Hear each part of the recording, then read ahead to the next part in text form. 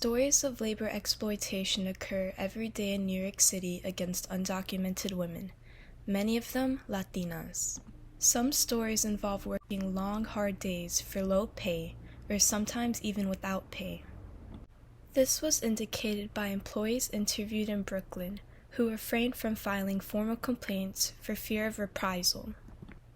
For years, every morning, they have gathered for work at La Parada on the corner of Marcy and Division in Williamsburg, Brooklyn. Their goal is to be hired to clean up a neighborhood home or office, often content with receiving between $8 and $12 an hour, despite the minimum wage in New York State being $15 an hour. At first glance, they are shy women, but their employment status has been improving. This change has been influenced, amongst other factors, by the Workers' Justice Project, a nonprofit organization also known as the Liberty Cleaners. A group of women stopped going to La Parada and now meet near 365 Broadway Street at the organization's offices. There they receive training in different areas, such as the right to receive $15 per hour as established by the New York State Department of Labor, regardless of immigration status. In the offices, the activists distribute a pocket booklet called Guide to Improve the Working Conditions of People in Cleaning that says, "Get paid for your work. If you don't get paid, contact your local labor center or the New York State Department of Labor at 1-888-469-7365. The creation of this community has been empowering the cleaning workers. An example of this is Elisa Perez Lucero from Mexico, who recalled that she worked in a hotel without receiving a salary. As she is undocumented, for fear of being deported, she had not denounced her bosses. However, in 2018, someone told her about Liberty Cleaners, and she went looking for help. Yo llegué a este lugar por un robo de salario. Estaba trabajando en un hotel, el cual no me querían pagar por ser indocumentado.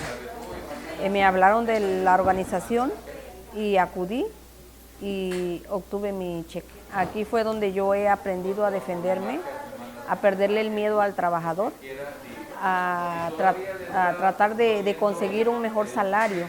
In a May 2021 report from the U.S. Bureau of Labor Statistics, there are about 33,630 people working as maids and housekeepers in the New York City metro area. One of the goals that training centers like Liberty Cleaners seek is to remove the stigma of calling them domestic workers. Instead, these women fight for being known as cleaning employees to dignify their work. In this center, in addition to learning about their labor rights, the women take classes in English twice a week where they practice the basic vocabulary to communicate with employers. Okay, I will charge 150. I will charge $100. The center also offers a course to learn how to make environmentally friendly and non-toxic products, such as a cleaning paste made by them to replace the harmful chemical cleaners regularly used in the industry. This group has been growing, currently serving an average of 50 women each month, mainly of Latin American origin who live in Brooklyn or Queens.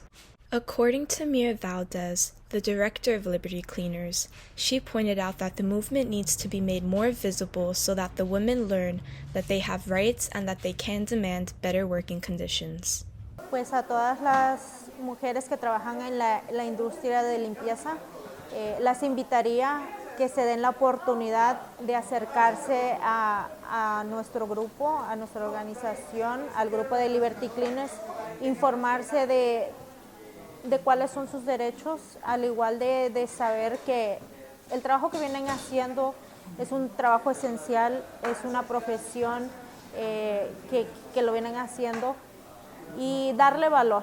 Women pay an annual membership of $50 to receive cleaning and English courses, as well as painting and other arts workshops.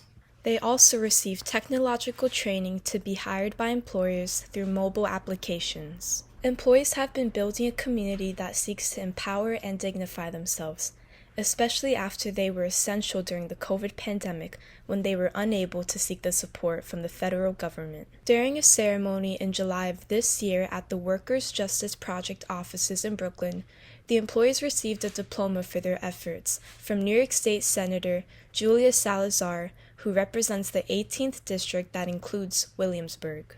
Senator Salazar's speech to the women was interpreted by Hildelyn Hernandez, the Center's Director of Policy and Strategic Alliances. Hernandez says, La industria ella dice que lo que ustedes están haciendo como grupo es un esfuerzo no tan solo individual, pero también colectivo, que están cambiando el mundo. Ella lo reclama, ella lo nombra como el esfuerzo que ustedes están haciendo aquí es, como dijo María en la graduación, revolucionario y radical. Salazar recalled that during the pandemic, state senators managed to allocate state resources to organizations that support groups of employees who lack government benefits, although she admitted that more resources are needed. Last year in 2021, for example, at the state level in the state budget, we created something called the Excluded Workers Fund to make sure that workers, particularly who are undocumented or work in like the informal economy, who were excluded from unemployment benefits or other benefits during the pandemic, that they would actually receive those benefits from the state here in New York. Another goal, she added, is to give visibility to the rights of cleaning workers and employees in general who continue to be victims of exploitation and discrimination because they do not know their rights or because they have no voice in Congress. The Workers' Justice Project signed an agreement with the State University of New York through which workers receive technology training on how to use applications to receive payment from their employer or to learn to use instruments in the homes where they work. Juana Camacho, who has been going to La Parada for 8 years, said of the center, Estoy aprendiendo con los talleres que dan, con los talleres de inglés, cómo desenvolverme, cómo usar la tecnología que ahora está avanzado, cómo mandar un correo electrónico, cómo...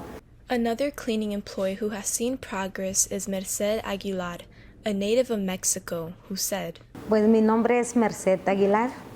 Yo tengo 8 años trabajando en la industria de limpieza y pues para mí cuando yo no conocía el proyecto de justicia laboral, mis condiciones no eran muy buenas. Yo fui tomando entrenamientos, fui tomando un curso de inglés, fui capacitándome. Llegamos a formar un grupo que es Liberty Cleaner y nos reunimos el primer lunes de cada mes para mejorar las condiciones laborales y tener un mejor salario. This movement has been gaining strength. As they create community, cleaning workers have been politically aware to mobilize their voices, said Dr. Lara Alonso, who investigated the empowerment of this movement of women as part of her doctoral thesis of the Graduate Center of the City University of New York.